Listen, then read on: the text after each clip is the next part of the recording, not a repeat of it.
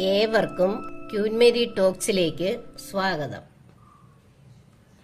പ്രഭാഷകൻ 40:14. ഔദാര്യശീലന് സന്തോഷം ലഭിക്കും. ദരിദ്രനെ സമ്പന്നനാക്കാൻ കർത്താവിന് ഒരു നിമിഷം മതി. കർത്താവിന്റെ അനുഗ്രഹമാണ് ദൈവഭക്തന് സമ്മാനം. കർത്താവിൽ പ്രിയപ്പെട്ടവരെ,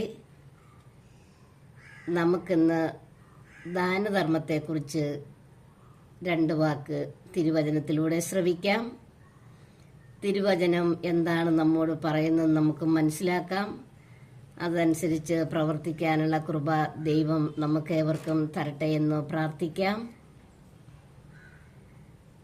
പ്രഭാഷകൻ 29:12 പറയാണ്, ദാനധർമ്മമായിരിക്കട്ടെ നിന്റെ നിക്ഷേപം, എല്ലാ തിന്മകളിൽ നിന്നും അത് നിന്നെ രക്ഷിക്കും.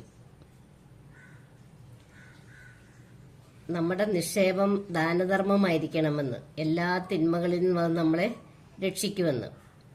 ജലം ജ്വലിക്കുന്ന അഗ്നിയെ കെടുത്തുന്നത് പോലെ ദാനധർമ്മം പാപത്തിന് പരിഹാരമാണ്.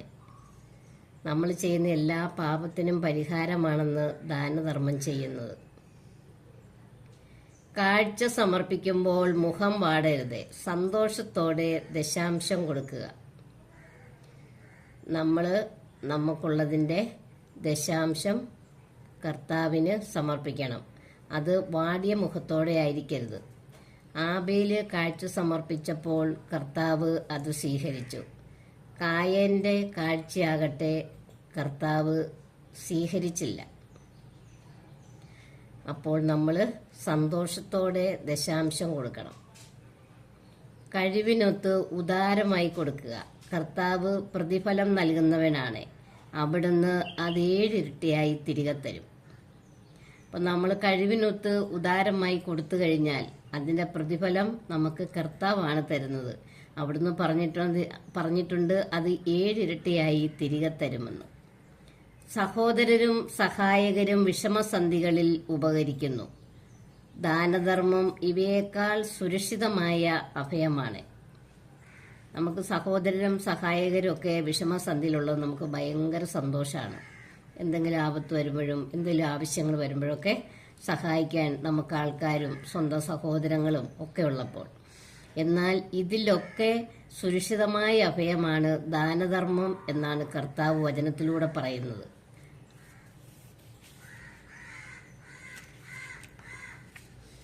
കാരുണ്യം അനുഗ്രഹത്തിന്റെ ആരാമം പോലെയാണ്. ദാനധർമ്മം എന്നേക്കും നിലനിൽക്കുന്നു. കാരുണ്യം അനുഗ്രഹത്തിന്റെ ആരാമം പോലെയാണ്, എന്നാൽ ദാനധർമ്മം എന്നേക്കും നിലനിൽക്കുന്നു. ഉദാരമായി ദാനം ചെയ്യുന്നവൻ സമ്പന്നനാകും. സുഭാഷിതം 11:25 തിരുവചനം പറയുന്നതാണ്, ഉദാരമായിട്ട് ദാനം ചെയ്യുന്നവൻ സമ്പന്നനാകുന്നു. ദാനം ചെയ്തു കഴിഞ്ഞാൽ നമ്മളുടെ സമ്പത്തൊന്നും തീർന്നു പോകുകയല്ലെന്ന്, അവൻ കൂടുതൽ സമ്പന്നനാകുന്നു. ദരിദ്രരോട് ദയ കാണിക്കുന്നവൻ കർത്താവിനാണ് കടം കൊടുക്കുന്നത്. അവിടുന്ന് ആ കടം വിട്ടിക്കൊള്ളും. ദരിദ്രർക്ക് ദാനം ചെയ്യുന്നവൻ ക്ഷാമം അനുഭവിക്കുകയില്ല. അവരുടെ നേരെ കണ്ണടയ്ക്കുന്നവന് ശാപത്തിന്മേൽ ശാപമുണ്ടാകും. ഇപ്പോൾ ഒരു സമ്പന്നൻ പാർക്കുന്നുണ്ട്, അതിൻ്റെ തൊട്ടടുത്ത് തന്നെ ഒരു ദരിദ്രൻ പാർക്കുന്നുണ്ട്.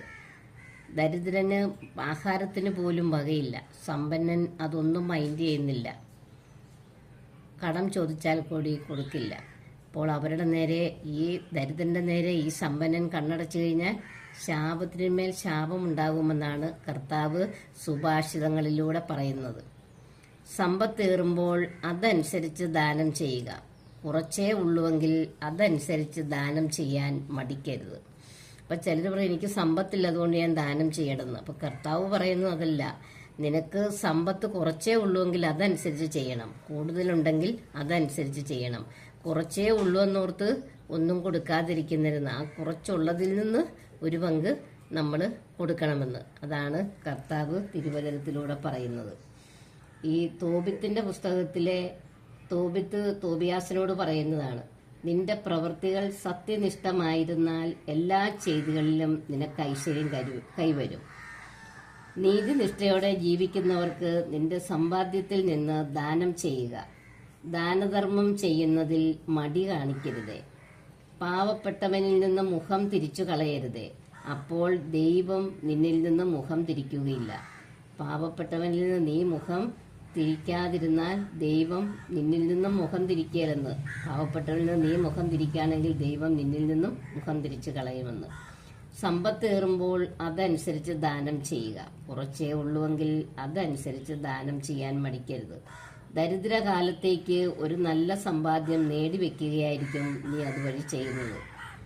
നിനക്കൊരു ദരിദ്രകാലം ഉണ്ടാകുമ്പോൾ നീ ഈ ദാനധർമ്മം ചെയ്യുന്നത് ബാങ്കിൽ സമ്പത്ത് കുമിഞ്ഞു കൂട്ടുന്നതിനെ കഴിഞ്ഞും നല്ലതായിരിക്കുമെന്ന്, നീ ഒരു സമ്പാദ്യം നേടിവെക്കുന്നതായിരിക്കും എന്നാണ് കർത്താവ് തിരുവചനത്തിലൂടെ പറയുന്നത്.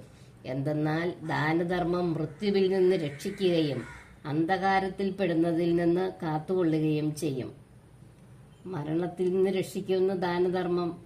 അപ്പോൾ അത്രയേറെ കർത്താവിന് ഇഷ്ടപ്പെട്ട ഒരു പ്രവൃത്തിയാണ് ദാനധർമ്മം ചെയ്യുക എന്നത്. അത് മൃത്യുവിൽ നിന്ന്, മരണത്തിൽ നിന്ന് നമ്മെ രക്ഷിക്കുമെന്ന്, അതുപോലെ അന്ധകാരത്തിൽ പെടുന്നതിൽ നിന്ന് കാത്തുകൊള്ളുകയും ചെയ്യുന്നു. ദാനധർമ്മം അത്യുന്നതന്റെ സന്നിധിയിൽ വിശിഷ്ടമായ കാഴ്ചയാണ്. ദാനധർമ്മം കൊടുക്കുന്നത് ദൈവത്തിന് മുമ്പിൽ ഒരു ഭയങ്കരമായ ഒരു കാഴ്ചയാണ്. വളരെ വിശിഷ്ടമായ അതിവിശേഷമായ കാഴ്ചയാണ്. എല്ലാത്തരം അധാർമികതയിൽ നിന്ന് അത് നിന്നെ കാത്തുകൊള്ളും. അധാർമികത ചെയ്യുന്നതിൽ നിന്നും അത് നമ്മളെ കാത്തുകൊള്ളുമെന്ന്. അതുകൊണ്ട് കർത്താവ് പറയുന്നത് ദാനധർമ്മം ചെയ്യാൻ. വിശക്കുന്നവനുമായി നിന്റെ അപ്പം പങ്കിടുക, നഗ്നനുമായി നിന്റെ വസ്ത്രവും മിച്ചമുള്ളത് ദാനം ചെയ്യുക. ദാനധർമ്മം ചെയ്യുന്നതിൽ മടി കാണിക്കരുത്. കർത്താവ് വീണ്ടും വീണ്ടും അതാണ് പറയുന്നത്, ദാനധർമ്മം ചെയ്യുന്നതിൽ മടി കാണിക്കരുതെന്ന്. അപ്പോൾ നമുക്കും ഈ വചനം ശ്രവിച്ച് അതനുസരിച്ച് നമുക്ക് ജീവിക്കാൻ പരിശ്രമിക്കാം. അതിനുവേണ്ടി നമുക്ക് സർവേശ്വരനോട് പ്രാർത്ഥിക്കാം. പരിശുദ്ധ അമ്മയോട് നമുക്ക് മാധ്യസ്ഥം തേടാം. നന്മ നിറഞ്ഞ മറിയമേ സുസ്തി, കർത്താവ് അങ്ങയോട് കൂടെ സ്ത്രീകളിൽ അങ്ങ് അനുഗ്രഹിക്കപ്പെട്ടവളാകുന്നു. അങ്ങയുടെ ഉദരത്തിൻ ഫലമായി ഈശോ അനുഗ്രഹിക്കപ്പെട്ടവനാകുന്നു. പരിശുദ്ധ അമ്മേ, തമ്പുരാന്റെ അമ്മേ, പാപികളായ ഞങ്ങൾക്ക് വേണ്ടി ഇപ്പോഴും ഞങ്ങളുടെ മരണസമയത്തും തമ്പുരാനോട് അപേക്ഷിക്കണമേ. ആമേ. യേശുവേ നന്ദി, യേശുവേ സ്തുതി, യേശുവേ സ്തോത്രം. Hallelujah, hallelujah, hallelujah, hallelujah, hallelujah. Praise the Lord. Thank you Jesus. Amen.